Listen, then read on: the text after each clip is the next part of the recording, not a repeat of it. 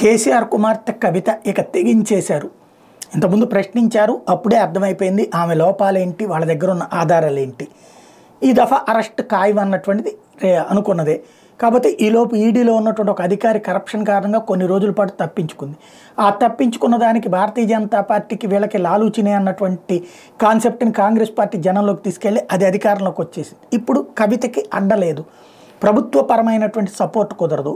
ఇప్పుడు ఇక ఎదురు తిరిగి పోరాడితే కాస్త ప్రచారంతో పాటుగా భవిష్యత్తులో తను ముఖ్యమంత్రి అభ్యర్థి కావచ్చు అన్నటువంటి ఆలోచన కనబడుతోంది.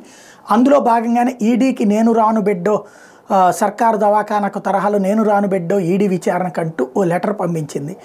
అసలు పాయింట్ ఏంటి, ఎందుకు రాను అంటోందంటే ఆల్రెడీ విచారణకు సంబంధించి నేను కోర్టులో సవాల్ చేశాను, అది తేలేదాకా రానుంటుంది. ఈమె సవాల్ చేసింది ఏంటి, రాత్రిపూట్ల మహిళల్ని విచారించచ్చా లేదని.